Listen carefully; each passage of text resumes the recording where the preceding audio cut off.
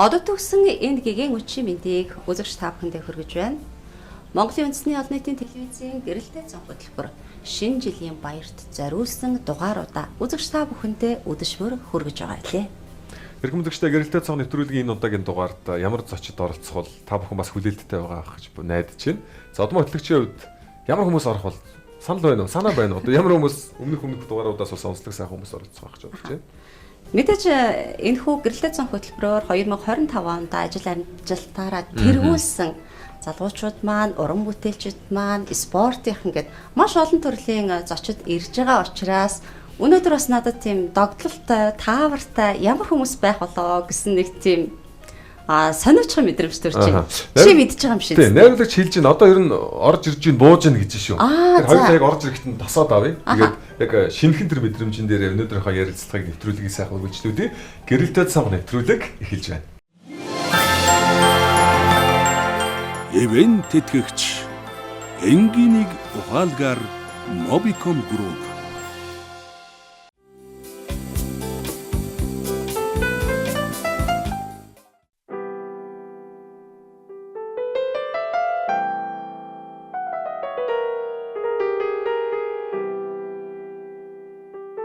Өнөөдрийн нэвтрүүлгийн зочин хойморт өргөцсөн эрхэм хүндтэй уран бүтээлчдийг та бүхэндээ танилцуулж байна. Улсын Дуур бүжгийн Эрдмийн театрын гоцлол дуучин Шижир бол Зааман дуучин Болд Цэрэн. За би үзэсгэлэн бүсгүүчүүдэд танилцуулъя. За үзэгчдэдтэй Дуур бүжиг Эрдмийн театрын гоцлол дуучин Монгол Улсын соёлын тэргүүний ажилтны их наран, за мөн одоо Дуур бүжиг Эрдмийн театрын гоцлол дуучин Одон Заяа нарыгаа танилцуулахдаа таатай байна. Тэгээд Улсын Дуур бүжиг Эрдмийн театр гэж энэ том их айлын яг одоо өнөө цагийн нүүр царай болсон сайхан залуучууд өнөөдөр манай нэвтрүүлэгт зочин болж өргөдөж ирлээ. Тэгээ шинэ жилийн яг энэ завгүй үеэр бидний урилга хүлээж авч ирсэн бүгдэд маш баярлалаа. Бүгдээрээ нүчи мэндийг хүргэе. Баярлалаа. Одоо эд хийж бүтээж байгаа уран бүтээлчтэй учраас театрын 2025 оны уран бүтээлийн талаар сонин сайхныг сонсё гэж бодож байна. Манай театрын хувьд одоо 2025 онд бол бас уран бүтээл ол зомог дүүрэн сайхан жил болж өнгөрлөө. Тэгээ ерөнхийдөө манай театрын одоо уран бүтээлүүд бол одоо тогтмол явж идэг. Жилд одоо 80-аас 100 одоо балет болон дуур мөн хөгжмийн тоглолтууд гэх ингээд яг мэрэгжлийн одоо сонгодог урлагийн тоглолтуудыг жилдээ тоглож идэг. Тэгээд тогтмол тоглолтын хажуугаар бас одоо манай театр энэ жилийн хувьд одоо аялан тоглолт гэж маш том бүрэлдэхүүнтэйгээр Орчин холбооны улсын Улаан Уд хотноо Аяда дуур мөн гала тоглолт гэсэн тоглолтоор ингэж очиж тоглолцоосон. Энэ бол энэ жилийн хувьд бас нэг онцлог тоглолт. Маш олон хүний бүрэлдэхүүнтэй явж тоглосон. Та дөрвөн маань бол яг нэгэн үеийн залуучууд шүү дээ. Одоо яг нүүр царай болж байгаа сайхан уран бүтээлчид. Тэгэхээр энэ түүхэн хугацааны хэдэн жилдээ та дөрвөн маань ер нь холбогдох уу? Дүүрэн театрт одоо гоцлол дуучнаар би ажиллаад нэг 10 гаруй жил болж байна. 13 дахь жил энэ жил ингээд 13 дахь сезон маань эхэлж байна. Тэгээд Дүүрэн театрт одоо он удаан жил ингээд ажиллаж байгаа. Энэ одоо бас ингээд Дүүрэн театрын түүхийг бүтээлсэн маш олон гайхалтай одоо Монголын нэртэй уран бүтээлчд байдаг. Тэгээд тэр хүмүүсийн одоо залхамж халаа болоод залуу үеийн болоод ингээд үргэлжлүүлээд бас үйл хэргийг үргэлжлүүлээ явж байгаад одоо маш их баяртай байдаг. Их нарангийн хувьд одоо бас 2025 онд нэлээ хөдөлгөөнтэй байсан юм шиг сонсогдсон. Тийм ээ хамгийн сүүлд тэгэхэд ерөнхийлөгчийн айлчлалаар Итали орныг зорчоод ирвүү. Тий 2 хоногийн өмнө. Тий 25 он бол одоо маш их бас олон сайхан үйл явдалтай жил болж өнгөрлөө. Миний хувьд бол тэгээ нэг сараас бид нэр одоо би бас одоо Монгол Улсын соёлын элч Чингис хаанд морин урын их найрал гэж одоо явдаг. Өмнө нь бол морин урын чуулга гэж байсан.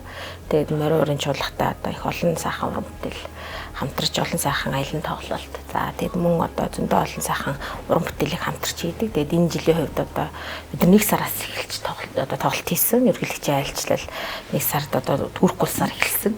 Тэгээд сая одоо ингээд 12 сард Итали улсаар дуусч байна. Тэгээд энэ жил бол одоо их олон сайхан тоглолтуудыг дайлаар мөрдсөн жил байлаа. Тэгээд одоо баян жил байлаа.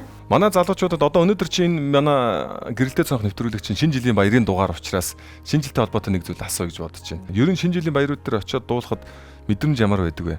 Одоо бусад церемони үйл ажиллагаанууд дээр ч юм уу та бүхэн бол илүүтэй их өргөдөж очино. Тэгэхээр шинэ жилийн баяр дээр очиод дуулахын бусад одоо үйл ажиллагаан дээр баярууд дээр очиод дуулахаас мэдрэмжийн ялгаа.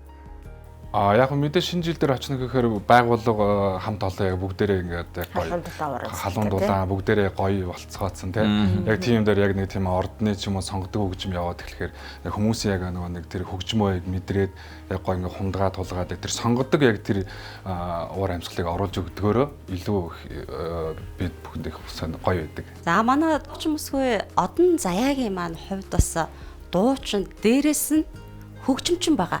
За хөгжмийн зэмсэг нь бол одоо Монголд анхны эмэгтэй тийм ээ. Цор ганц эмэгтэй. Яг гоо маш өөрмөс сонирхолтой хөгжим байгаа. Мэргэжлийн гэх юм бол анхны эмэгтэй фагот хөгжимчин сонгодог үлээр хөгжим байдаг.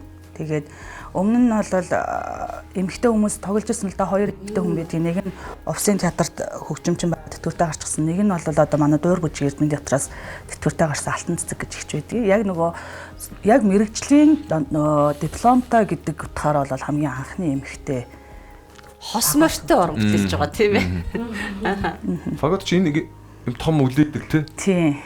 Оркестрийн ерөнхийдөө модон үлээр хөгжмийн хамгийн суур одоо хамгийн бүдүүн дуурдаг хөгжим гэсэн. Яг төгөлдөр уур дээр бол субконтрактын си бемолоос эхэлж дээшээгээ ер нь маш диапазон өнтөртэй дээшээгээ 2 дугаар октав бүр 3 дугаар октав руу хүртэл дуурдаг. Дуучнаарч тэр хөгжимчнөрч тэр аль аль сурсан. Тийм. Хөгжим мужийн коллежийг 2011 онд фагот хөгжмөөр бакалавр мэргэжлэр төгссөн. Тэгээд яг дараа жил нь буюу 12 онд дуулаач мэргэжлэр сурч төгссөн. Фагот гэхээр одоо магадгүй ихэнх үзэгч маань бас мэдгүй байж магадгүй тийм ээ. Тэгэхээр найруулагч бас дүрсээр өгөх байх гэж бодож байна. Ийм хөгжим байдгаа гэдэг. Энэ бас хөгжмийг сонгосон шалтгаан ч юм уу хөгжимтэйгээ анх танилцсан мэдрэмж нь ямар байсан болоо? Хамгийн анх ер нь яг нөө манайх би өөрөө урлагийн гэр бүлээс гаралтай. Манай аав ардын дуучин Сэлэнгийн долгиожуулахын Монгол улсын гавьяач жүжигчин Бямсран гэж дуучин байдаг. Ардын дууд болдог. Тэгээ хар бага наснаасаа нөгөө чуулгаар эргэлдэж ингээл ер нь бид нар чинь нэг тиймэрхүү амьдралаар урлагийн хүний хүүхдүүд чинь тэгж өсдөг шүү дээ. Тэгээд яг тийм болохоор би бол анх үндэсний хөгжим болъё гэж бодож хөгжим үжигт анх шалгалт өгөхөөр иржсэн. Тэгээд тухайн үед эрэхтэй яг нөгөө элсэлтийн шалгалтнаас хоцроод ирчихсэн учраас нөгөө оронтой байхгүйгээд тэгээд яг хөө төөрж бодолж явж байгаад л яг энэ мэргэжлийг сонгосон байдгийн. Тэгээд хөгжимтэйгээ хамгийн анх нөгөө фагот гэдэг хөгжмийг мэдхгүй ээжиж энэ хөгжимд ороод 7 хоногийн дараа анх удаага сургууль ингээд хичээллээд явж байгаа 7 хоногийн дараа яг хөгжмөө анх удаага харсан. Тэгээд би бүр яагаад гэхээр нөгөө нэг тухайн үед нөгөө 5 дахь ангийн хүүхэд чинь нэг ялангуяа хүүхэд чинь ингээд нөгөө намхан байгаа ш. Тэгэхээр миний хөгжим чи өөрөө ер нь бол нэлээд том хөгжим, өндөр хөгжим, урт. Тэгээд надаас өндөр байсан. Тэгээд шоконд орсон. Тэгээ одоо хааштай нэгэнт одоо энэ хөгжимд орчихсан юм чинь гээл тэгээд ер нь бол анхандаа шоконд ороод тэгээд өнгөрсөн. Тэгээд яваандаа ингээд тэр хөгжмийг суралцаад, тоглоод ингээд ая оруулаад зүйлдээ ингээд сэтгэлгээ оруулаад ингээд сураад эхэлсэн чинь маш гоё дуутай, маш сайхан хөгжим байсан. Одоо би бол хөгжмөдөө маш дуртай. Үнэхээр сайхан дуутай. Ана их наран бас үлээр хөгжимчөө. Тэ? Хөгжим тоглож чадахгүй юм байна уу?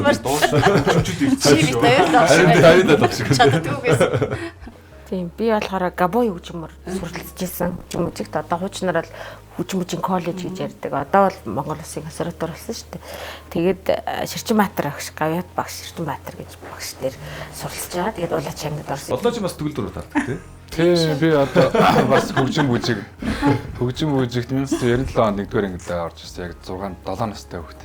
Бас л юугаач мэдгүй тэгэл аав ээж дээр дагуулчихвал тэгэл төгөлдөр ур гэдэг хөгжимтэй найзлаад одоо баг 14 жил сурсан. 2011 он хүртэл урлагийн гавь зүтгэлтэн намсрын ганчин багш дээр суралцж төгссөн. Тэгж ярих юм бол манай шижир болд дуулдгийг шүү. Бас хөтлөн. Би нэг шинэ жил дээр эрэгтэй хөтлөгч маань хоцроод.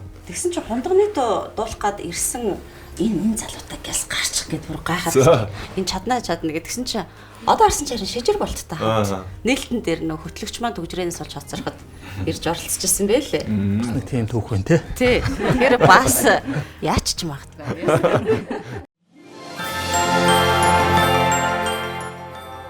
Хамтрагч Coca-Cola.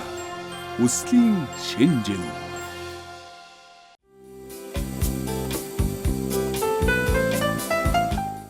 Манай Болт цэрэн их нараа хоёр маань Санкт Петербургт бас суралцж байсан. Тэгээ Санкт Петербург гэхэр ямар гоё тийм үзэсгэлэнтэй үлгэрийн юм болоо гэж бодогддог. Дээрэс нь цагаан шин гэж байна. Амун адил Оросууд чинь шинжилээ. Үнэхээр гоё тийм сүрлэг ач холбогдлого гоё тэмдэглэдэг бас шүү дээ. Энэ тухайгаа та хоёр бас дурсаад яриад сонирхуулаач ээ. Оросын холбооны улсын Санкт Петербург хотод байдаг Римский-Корскойн консерваторийг төгссөн байгаа. Дуурийн дуулаач багшийн мэрэгчлэр төгссөн. Тэгээд Санкт Петербург хот бол Оросын соёлын бараг төв гэж явдаг. Дэлхийн одоо хамаг том хөгжмийн зохиолчид, яруу найрагчид одоо Санктад ажиллаж амьдарч уран бүтээлээ төөрөвдөг байсан. Тэр ч утгаараа ингээд Оросын ер нь бол сонгодог урлагийн ер нь бол ууган манай яг сургууль маань болохоор сонгодог урлагийн яг ууган сургууль нь анх одоо ингээд Оросд консерватори яг Санктад байгуулагдчих байсан. Тэр утгаараа 200 одоо баг намайг сурч байгаа. Тий 260 70 жилийн түүхтэй гэсэн одоо баг 270 жилийн түүхтэй тийм том сургууль байгаа. Тэр сургуульд одоо суралцсан саазтай гэж боддог өөрийгөө. Санктын он солигдох мөч тэр шинэ жилийн уур амьсгал ямар вэ? Маш гоё. Одоо 11 сарын 1-ээс л яг ингээд бүр чимглээд эхэлдэг. Бүр 11 сараас хүмүүс нь бас яг тэр он солигдох мөчөд ер нь хөвчлэн гадаа талбайдаа хамтдаа он солигдсон биш үү тий? Он солигдох мөч болоод нэг 6 цагийн үед ч юм уу. Одоо нэг нийтийн тээвэр, метро, автобус бүгд үнэгүй болчихдог байна. Би Москвад сүүлд магистр зэрэг хамгаалж. Тэгээ яг шинэ жилийн үеэр бол үнэхээр яг Оросод нөгөө шинэ жилийн баяртад үнэхээр ач холбогдол өгдөг. Тэгээд яг он гарах мөчид бол яг метро одоо нөгөө бүгд чөлөөтэй. Тэгээд яг тэрүүгээр бүх хүмүүс улаан талбай дээрээ цуглаал. Танихгүй ч бие бинийгээ тэрэл шампанска тулгаал. Үнэхээр яг нэг тэр шинэ оны баярыг нэг сэтгэл догдолж. Сэтгэл нь ерөөсөө айгу тийм мэдгддэг. Би бас хүсэж боддог байхгүй. Одоо яг тэр Оросын улаан талбай дээр очиж нэг он солигдоход үзэх юмсан гэдэг. Одоо ингээд Москвад сурж исэн манай найз нөхдөд ч гэсэндээ сая манай шижрээ хэлж нэг тийм төсөөлөл нь яг мөр харагдтал аягүй гоё ярдیں۔ Тэгэд яг улаан талбай дээр он сольж байв уу? Хэд хэд удаа. Яг тэр үеийн нэг юм уур амьсгалыг нэг дахиад нэг хэлж өгөөч. Би дахиад очимаас нэгтэй бодсон. Тэгэхээр гоё. Одоо нөгөө чимэглэл улаан талбайн чимэглэл одоо яг тэр хавчин яг л нөгөө үлгэрийн оронд нэг бид нарыг багтаа кино үздэг шүү дээ. Нэг үлгэрийн оронг жамар өдөл яг тэрэн шиг одоо гоё чимгэлж орчин бүрдүүлээ. Тэгээд тэрэн дээр тэр олон нөгөө сэтгэл нь хөдөлсөн хүмүүс. Тэгээд дээрэс нь яг намайг одоо он гаргаж явах үед бол нөгөө том цас пудраа таялаа. Тэгээд үнэхээр нэг тийм хүний сэтгэлд нэг мартагдахгүй гоё тийм дурсамж болж үлдэхээр тийм гоё шинжил. Тэгэл он солигдох нь солиуд буудаа. Тийм солиуд буудаа. Тэг хүмүүс нь яг шууд өргөдөн дээрсээ байгаа газар буудуулаад. Ерөөсөө байгаа газар яг л ерөөсөө танихгүй бүгдээрээ тулгаал ерөөсөө шинэ оноо бүгдээрээ л хамттаал. За эргэжиллээч.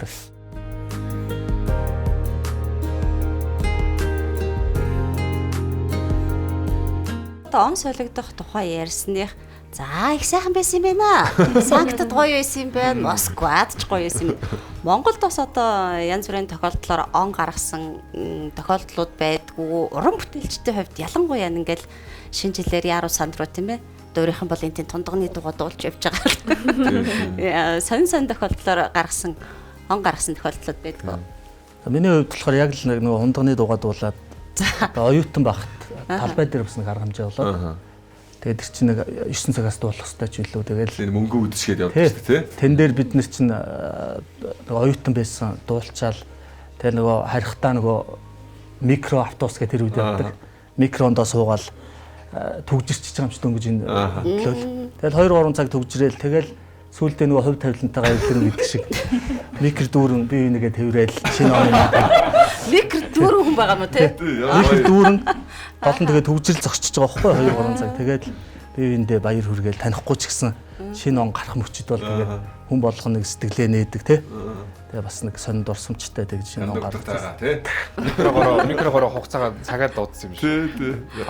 Дөрөө гэж. Микронд дотор. Өөр байна. Манай бүсгүүчүүдийн хувьд сонирхолтой он солигдчихсан. Хөтлөгчийн хувьд ч бас бийж болно шүү дээ тий. Чи ихэд адал явдалтай царай таардаг байна. Юу ч тохиолдсон биш маа царайтай тий. Би гэдэг. Би яг нэг 31-нд манай Монголд байгаа элчин сайдууд нийлж нэг шинэ жил хийжсэн. Тэр хэд ч яг нэг 31-нд хийдэг. Тэгээд тэд нар чинь шинэ жил чинь ер нь хөвчлэн хөтлөгчийн ажил чинь яг шинэ жилээ дуусгахаа явал нэг 11 мэг өнгөрч иж гардаг штэ. Тэгээ бас л тэр чинь централ байлуу хаана хийлээ нэг хотын төвд л байсан. Тэгээд тэндээс би арай нэг цаг нарын өмнө гараад тэгээ бас л тэр чинь замаараа шампанска барайл тэгээ яг гэртээ ер нь баг 3 минутын өмнө орсон уу 2 минутын өмнө орж исэн шүү. Орцсон юм уу? Орцсон. Гэртээ он гаргацсан юм уу? Гэртээ ороод он гаргаж байгаа. Тэгэхээр тэр чинь замд амар хэцүү байгаа юм чи тийм.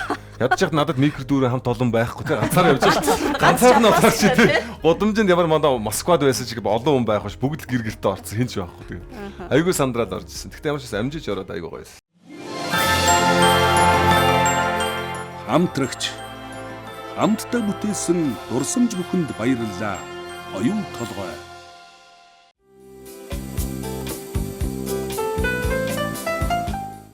Болт цэрэнгийн хувьд төгөлтөр хуурч байж байгаа те. Тэгээ дараа нь дууч юмсан. Хүүхэд байхдаа бас тэмцээн уралдаанд ороод гээд их сонирхолтой түүх ярьжсэн.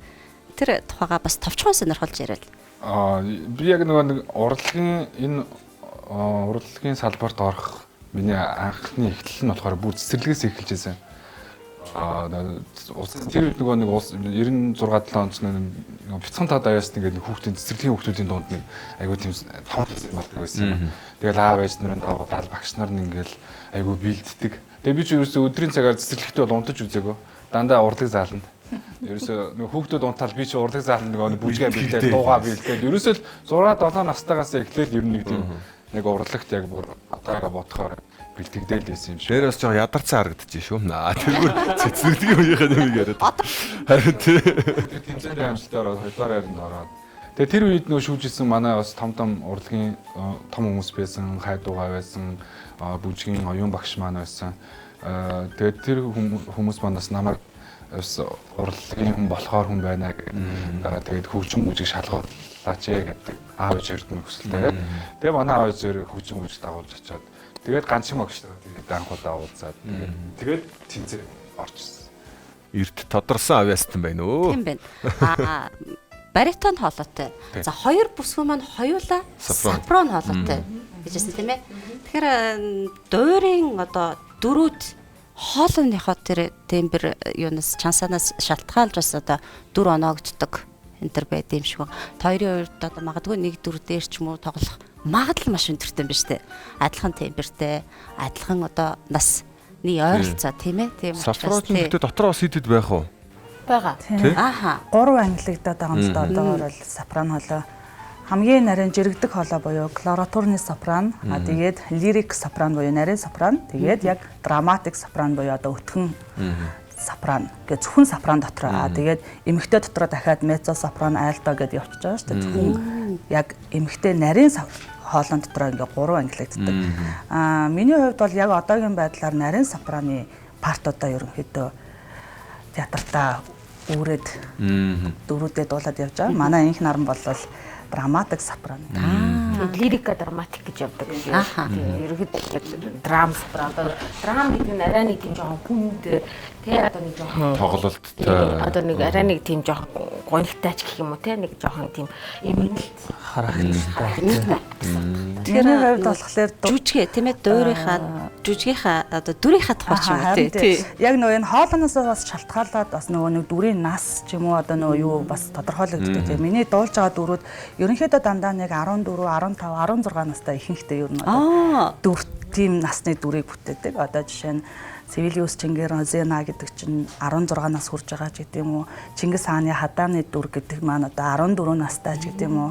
Тэгээд одоо ер нь тийм ихэнх дуулж байгаа дүрүүд дандаа тийм залуу үгүй бол яг эдэр насны цог золбоотой тийм галзуу ирч хүчтэй нэг тиймэрхүү бүсгүүчүүдийн дүрийг бүтээдэг. Одоо энгийн дуучдаас илүүтэй яг тэг тоглолт гаргадаг. Дээр нь тэр чинь дэлхийн сонгодгуудыг тоглоно, Монголын сонгодгуудыг тоглоно.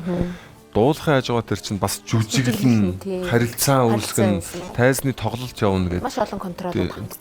Жүжигчин дууч хоёрыг нийлүүлчихсэн л байгаа. Том урлаг байгаа юм л да тий. Тэр нөгөө дуурийн тим дүр дээр гэд хэлэнгүүд шууд орж ирж байна. Тэгэхээр их нарангийн хувьд одоо драматик сопран гэхээр ямар дуурь, ямар дөрүүд дээр дуулж байна? Гонигтэй гинэ.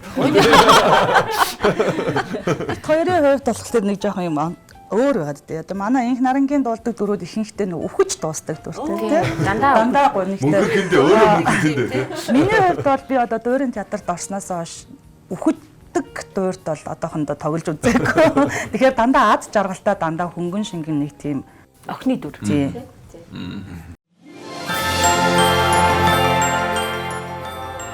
Хамтрагч Unitel Group хамтдаа дөрүүлж алхам.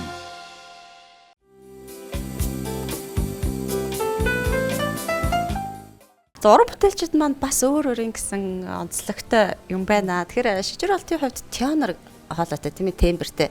Тенор гэдэг нь одоо эрэгтэй хоолойны жоохон нарийн тенор хоолой болохоор тийм эрэгтэй хоолой болохоор дотор нь бас одоо бас баритон, тенор гэж одоо 3 ангилж байна. Бас гэдэг болохоор одоо эрэгтэй хүний хамгийн өтгөн өргөн хоолой.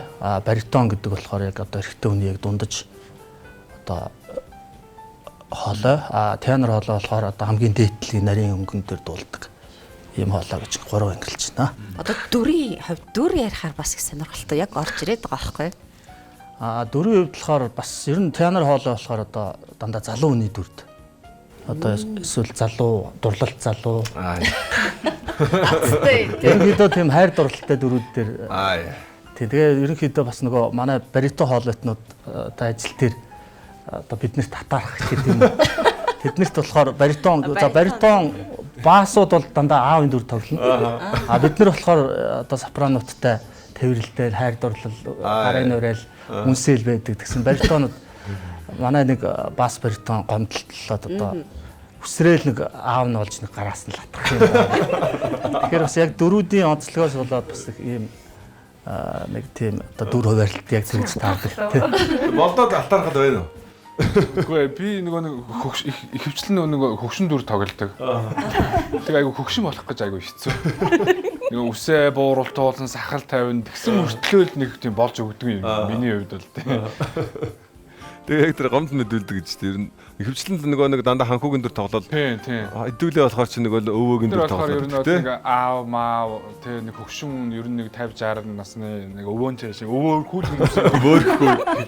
Гэтэ яг заримдаа бас яг залуу хүмүүсний ганц хоёр нэг ус дүр байна. Тэрэн дээр их гоё гарахыг бодно. Яг бас нэг хөөрхөн гарчих гал тийм. Дандаа хөгшин гардаг хүн чи бас нэг залуу хүний дүр гарангуутай яг бас нэг тийм. Аюу бэлтгэж тийм. Одоо хэдүүлээ гэрэлтэй цонхын баярын дугаар эмчин. Эргээд та бүхнийг бас үзэгчийн хувьар гэрэлтэй цонх одоо үндэсний олон нийтийн телевизээр гардаг байх үед хэр зэрэг хүлээж үздэг байв? Гэрэлтэй цонхоо яг аль хэсэгт дуртай байв? Ер нь гэрэлтэй цонх таанаа гэр бүлд тэр ямар тодорхой дурсамжуудыг үлдээж ирсэн гэдгийг би бас асуумаар санагдаж байна. Манай одмоо хөтлөгчийн маань хувьд бол яг гэрэлтэй цонхын бас үндсэн хөтлөгчөөр нь ажиллаж байсан. Учираас илүү одоо энэ талаар сонсвол гоё байх болоо гэж бодож байна. Хоолойных нь өнгө айгуугаа танил байгаа. Тий. Миний хамгийн их нөгөө хүлээдэг байсан зүйл нь яг нөгөө маргаашийнхаа өрнийн зурхааг үзэхэд айгүй их бүр тэсэн яд хүлээгээд бүр ингээд хизээ зурхаа гарах бол гэж хүлээгээд зоож. Зурхаан даа яг маргаашийн ажил хийдэг байсан. Нөгөө нэг гэрэл астдаг те нөгөө ингээд гэрэлтэй цонх гэдэг гэрэл астдаг гэдэг. Тийм нэг гоё тэр айгүй гоё танил бүр. Ер нь бол айгүй нөгөө нэг одоо ингээд бага насны дурсамжтай зүйлүүд гэл ингээд бидэрт одоо ингээд нөгөө чавг байна те ингээд тавын гаамаа гэдэг ч юм уу те. Тэрний бас нэг том символ байгаа байхгүй юу? Гэрэлтэй цонх бол Одоо тэнд харагдаж байгаа үстэй манай дээр цонх. Тийм. Тийм шүү дээ. Оо яг юм тий. Яг юм байсан. Тэ цонх чи юу хитэн цагт гардаг байлаа? 11. Бас орой л гарна л да. 11 цаг үе тий 11 цагт гарна тий. 30 минутын хөтөлбөр явдаг гэсэн. Тэгээд дундаа за унтах болсон. Хошин шог гарна тэгээд Хошин шогоо 3 4 тасалчнаа бас хэцүү тий. үлдснээ нь үзэх гэж бас айгүй хүлээдэг байсан. Гой сонирхолтой түүхүүд бас тий. Таны мэдхүүн бас нэг хэсэгтэй. Их ер нь айгүй хүлээж үздэг байсан. гэрэлтэй цонхын нэгэн үеийн үзэгчд байсан бол өнөөдөр гэрэлтэй цонх нэвтрүүлгээрээ өөрсдөө гараад ярьж гин тийм ээ. Бидний аав ээжийн үед болохоор ийм алимны үнэр шинэ жил болохоор алим мандрины үнэр их садан байсан гэж ярьж байдаг тийм ээ. Бид нар бол бас нэг урлаг соёлын сурагчд байсан учраас одоо шинэ жилийн тоглолтууд, арга хэмжээ, тэгээд ан амтан болдог юм уу, ом болдог юм уу, өвлийн үгэн цасан охин гэдэг нэг тийм үеийн одоо хүүхд насны дурсамжууд байдаг. Тэр тухайга хаваалцал. Би бас нөгөө хөгжим мужигт яг 11-р анги төгсөх жилээ яг хуучин он болж исэн юм байна. Тэгээд нөгөө өглөө ингээд нөгөө бага ангийнханд, өдөр дунд ангийнханд, орой ингээд нөгөө юуныханд гээд нөгөө цагаараа болдог шүү дээ. Тэгээд тухайн үед нөгөө манай өвлийн өвгөн одоо урьдуураа хамтлагийн шинэ байсан. Тэгээ нөгөө нэг эхний шинжил дээр явлаа баяртай ингээд хуучин он нь явлаа гэж гараад дараагийн шинжил дээр дахиад дагаад байна. Чи яваагүй байгаа мó. 3 удаа тэгж нэг өдөрт ямарчсан тэгжсэн. 3 удаа шинжил орсон байх нь. Тий. Хүүхэд байхад баярын дурсамжууд нэг тийм гэгэлгэн байсан юм уу? Хүлээдэг те. Одоо яг ингээл бүр минут секунд өдөр хоноггүй тоолол. Одоо бид нар чинь нөгөө нэг насан туршид илүү тэр баярын хүлээлт тэр наастрыг хүүхэд өөрөө баярлж байгааг харж тэр айгуу гоё баярлах ч юм уу те. Тийм мэдрэмж бас үед ажиглагдаад байгаа шүү. Тэр мэдрэмж л хамгийн гоё санагдаад байгаа юм. Ингээд хүүхдүүд баярлаад одоо манай нөхөр их гоё амттай хоол хийн. Одоо 31-нд бол тэгээ бүр яг хүүхдүүдэд зориулж хоол хийж өгнө. За тэгээд ширээгээ засна. Тэрэнд ингээд тэр хүүхдүүд баярлж байгаа гэсэн ингээд нэг уур амьсгал гарах айгуу гоё байдаг байхгүй.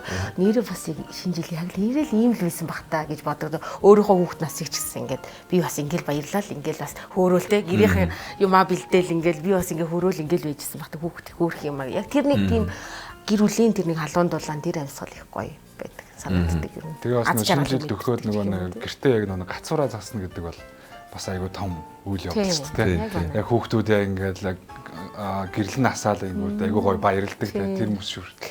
Айгүй том баярыг яг эхлэл нь ерөөсөн. Манайх ч баг энэ жил баг 11 сарын баг ихэнд баг явах гэж зассан байна. Арай л зассан. Сагтж ишгэр ирсэн. Тийм ээ. Сагтд байсан хүн аргагүй. Өөрөө бас тогтлоод байгаа юм чи хүүхдээ нэг ёолкын засч өгж байгаа даа бас яг баг насны дурсамж сэдрээд. Тэгээ бага насны нөгөө шинэ жилийн бас нэг гоё том дурсамж гэх юм бол нөгөө ёолкныхоо мөнгийг тоол. Тэргээ зүүдлээд за тэд байх хэрэгтэй гэж бүртгэл те. Тэгэл хүн аав ээж хоёр одоо гадны хүн дагуулж орж ирээсэй. Тэр бол бас хамгийн нөгөө сэтгэлд үлдсэн. Ерөнхийдөө нэг багцаатай бас те. Тэгээ нөгөө эргээд айцуудтайгаа чиний хэд үрж яах гэхээр миний хэд гээл. Тэгэл нөгөөх нь их болцохоор бүр ингээ хатаархаад өөр гэртээ хүн оруулж ирэх арга эднэр хайгаа те. Ер нь тэр ёолкон дээр мөнгө тавьдаг нь манад л байгаа бах те. Өөр болсод ер нь тийм эс байхгүй баха. Ямар гоё юм бэ ингээд сонссон чинь яг юм гэрэлтэй цонхны цаана аз жаргалтай гэр бүлийн тэр оройн хоол тэр хүүхэд насны дурсамж гэдэг юм уу одоо тэр гэр бүлээр ёолко засж байгаа тэр мэдрэмж гэдэг юм уу яг л ингээд нэг юм хөндлөнгөөс гэрэлтэй цонхны цаанаас та бүхэн ингээд харж байгаа юм шиг надад ингээд санагдаад нэг тийм гоё догтлол шинэ жилийн баяр ер нь их тийм догтлуулсан баяр гэгэлгэн догтлуулсан тий. Эвэн тэтгэгч Mobihome илүү дээр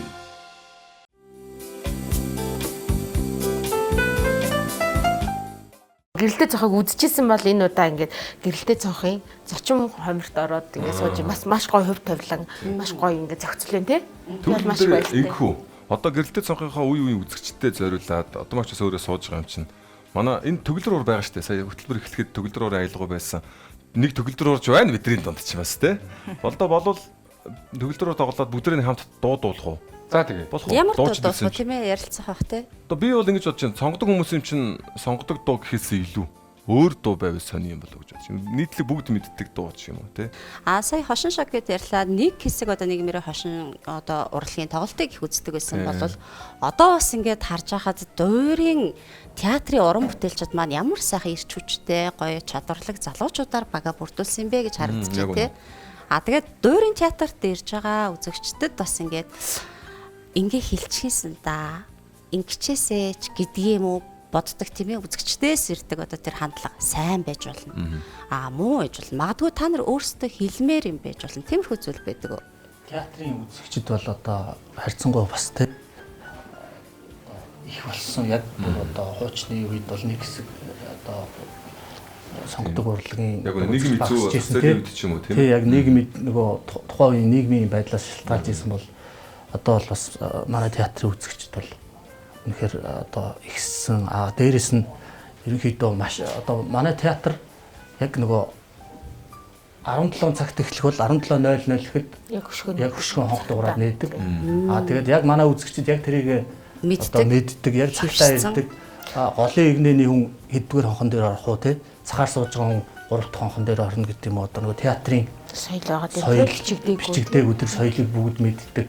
Тэнд бас нөгөө бүх юм амьдаар ямар ч одоо микрофонгүйгээр амьдаар явж байгаа учраас ямар нэгэн одоо ярих ч юм уу чимээ гаргах тийм одоо юм ерөөсөө манайд байдгүй. Тийм учраас манай үзэгчдтэй бол үнэхээр их баярлалдаг. Миний хувьд бол бас яг л нэг одоо биднэрт айгүй одоо урам зориг болж яадаг.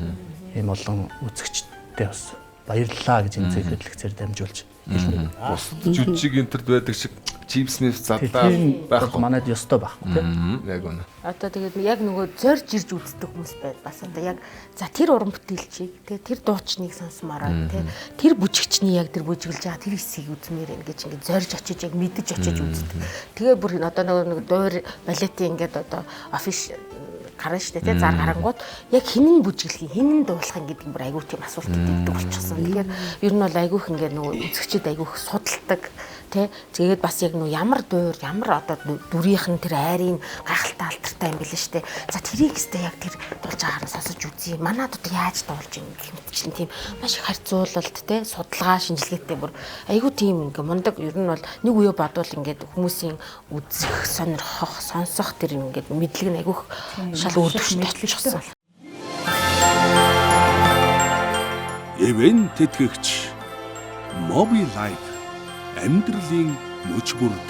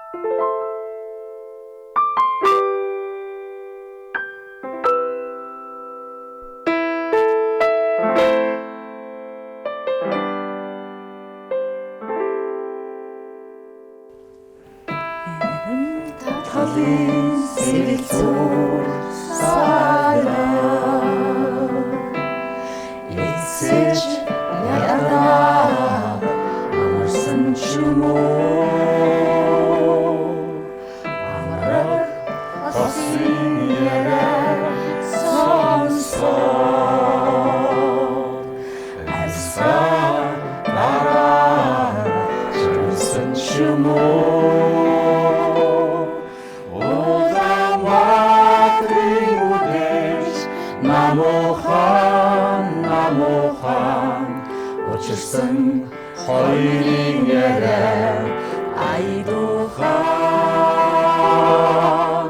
Улаанбаатарын үдэш намуухан учирсан баян залуус яруухан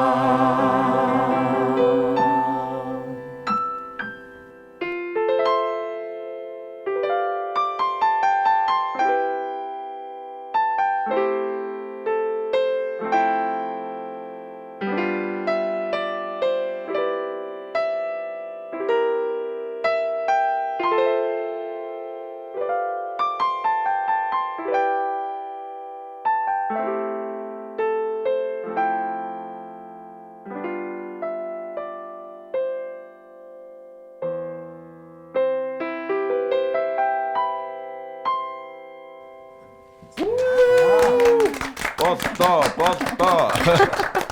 Сонсогдсон дээ тий. Тэгээ нэг дуурийн мэрэгжлийн дуучидтай хамт Улаанбаатар үзэгч сайхан дуулахад үнэхээр гоё байлаа. Тэгээд хамт дуусан бүх хүмүүстээ баярлалаа. Үзэгчдтэй зориулсан шүү тий. Хамтрагч Univision. Univision-тэй хамтдаа жаргалтай.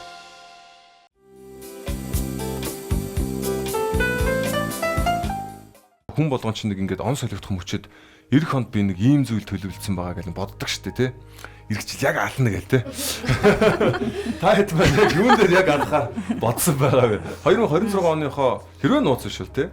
Хамгийн гоё одоо би нэг тийх гэж байгаа ингэж байгаа би нэг ийм зорилготой байгаа гэж хэрвээ боломжтой бол хуваалцаач гэж та дөрвөөсөө хүсэж байна. Мэдээж одоо уран бүтээлийн илүү их амжилттай, олзомогтой, илүү шин содон юм шинийг илэрхийлж хийсэн тийм одоо уран бүтээлийн онгод хиймэр дүүрэн тийм он болоосой л гэж миний хувьд л одоо хүсэж байна да. 26 онд одоо ингээ он гараад манай угийн театрын тоглолтууд ингээ хар хараасаа ингээ гарцсан байна. Одоо миний хувьд бол баг өдөр болгол барыг дөрөвтэй шахвал барыг тийм хуваартай байна. Тэгээ яг хувь уран бүтээлчийнхаа манай театрын ажил бол ингээд зөндөө байгаа. Хувь уран бүтээлчийнхаа хувьд бол бас өөрийн шинэ бас 2-3 уран бүтээл дээр ажиллаж байгаа. Тэгээд эх ондоо ер нь 2-3 дугаас цацах тийм бодолтой байгаа. Тийм 26 онд хувь уран бүтээлчийнхаа тал дээр илүү ажиллая гэсэн төлөвлөгөөтэй одоо явж байна. Болцрон гэдэг хүнийг илүү хувь дуучнаар нь олонд хүргэнэ гэсэн үг. Тийм. Амжилтсэ. Надад сая гэвд. Миний хувьд одоо Дөрийн театрт гоцлол дуучнаар ороод яг 10 дахь жилдээ ажиллаж байна. Тэгээ энэ хугацаанд би Монголын болон дэлхийн сонгодог 10 гаруй дуурийн 20 гаруй дүрийг бүтээсэн байна. Тэгээд энэ бол яг олон юм шиг сонсогдож байгаа боловч яг энэ нөгөө нэг урлаг дотор бол маш цөөхөнтэй байхгүй. Тэгээд миний хувьд маш олон дүрийг дуулахыг маш их хүсэж байгаа. Бэлтгэж байгаа. Тэгээд одоо яг хамгийн ойрын хийж байгаа мөрөөдөл маань бол Чайковскийн Евгений Онегин дурын Татьянагийн дурд дуулахыг хүсэж байгаа. Тэгээд тэрийг ингээд хийгээд ингээд боловсруулад явж байгаа. Тэгээд энэ жилдээ дуулж амжих уугүй юу гэдэг нь бол бас надаас 100% шалтгаална. Тэгээд эх жилдээ тэрийг дуулах гэж зорж ин да. Ер нь бол тэгээд мөрөөдөл маань биелээсэ гэж бас хүсэж байна. Баяр хүргэе. Тодорхой зорилго илүү хурдан биелдэг гэж би бол боддог. За миний хувьд бас яг одоо Дөрийн театрын мэдээж ингээд хуваартай тоглолтуудаа дуулна. За тэгээд бас ер нь шинэ уран бүтээл одоо яг тэгээд нөгөө Дөрийн театрын энэ хуваарт энэ ажилд ингээд яг бид нар чинь ингээд яг шахагдаад ингээд явцдаг болохоор ер нь цаг зав айгу бага байдаг. Тэгээ бусад бас урлагийн байгууллагуудтай хамтарч ажиллана. Бусад одоо ингээд ажлаас гадуурх тоглолт тэгээд ингээд ер нь айгүй байнгын завгүй явж идэг. Тийм болохоор ингээд яг хувийн гэдэг утгаараа хувь уран бүтээл гэдэг дээр айгүй их ингээд цаг зав айгүй бага байгаад идэг. Тэрэнд бас жоохон хугацаа зориулж те ингээд яг нэг ингээд төвлөрч ингэж хийх хэрэгтэй байгаад идэг. Тэгээд ер нь бол энэ ондоо бас багтаад ингээд хувь тал руугаа жоохон юм хийж би бодож байгаа. Тоглолт хийнэ гэхээр нөгөө уран бүтээлч хүний хувьд айгүй өөртөө ингэж ташаа тахиулдаг. Ингээд нэгсэнтэй өөртөө ингээд челленж болдог гэх юм уу. Тийм болохоор бас тэгж ингэж уран бүтээл хийж бас дахиад нэг тоглолт хий гэж бодож байгаа. 26 он мэдээж маш сайхан гэрэлтэй, гялалцсан, амжилтаар дүүрэн аз жаргал тэгээ хамгийн сайн бохнэр дүүрэн жил байх болтугай болно гэж бодож байна. Тийм тэгээд бас ингээд театрын хаврын бүтээлчдтэй мөн та хоёртоо тэгээд дурсамж одоо сэргээсэн гэрэлтэй цохойхон хамт олонд те та бүхэндээ бас шинэ оны мэд хүргэе. Тэгээд хамтран та бүхэндээ бас нэг оройг ингээд гоё дурсамж дүүрэн халуун яриа дүүрэн өнгөрүүлсэндээ маш их баяртай.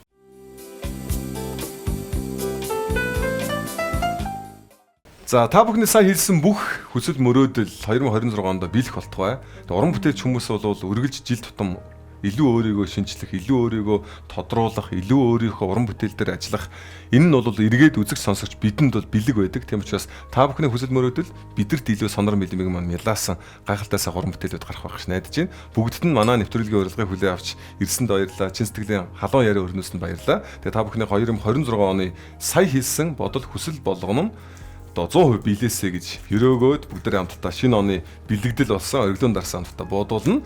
Тэг яг энэ хүү ориглон дарс шиг та бүхний амьдрал, ажил 2026 онд өргөлж одоо ориглож, дээшээ мандаж одоо галдаа цагт уран бүтээлчтэй маань цог хэмэр нь улам сайхан бадарч болох болтугай гэж өрөөе дөө.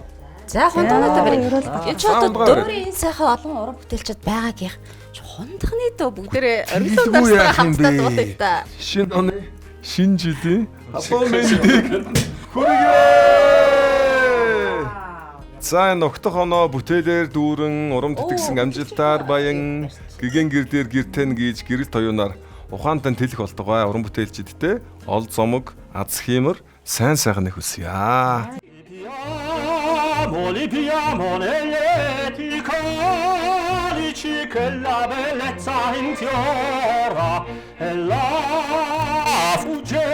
Fuggevo l'ora si nebria voluta viviamo dolci fremiti che suscita l'amore poiché quello che ha il cuore onnipotente va viviamo amore amore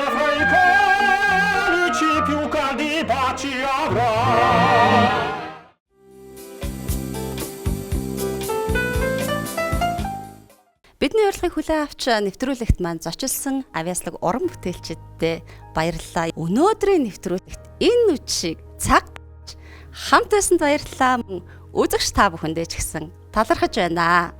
Эрхэм үзэгчдээ гэрэлтэй цонх нэвтрүүлгийн маргаашийн дугаард ямар зочид орох вэ? Энэ цагта эргэн уулзъя. Шинэ оны төргий. Баярлалаа үзэгчдээ.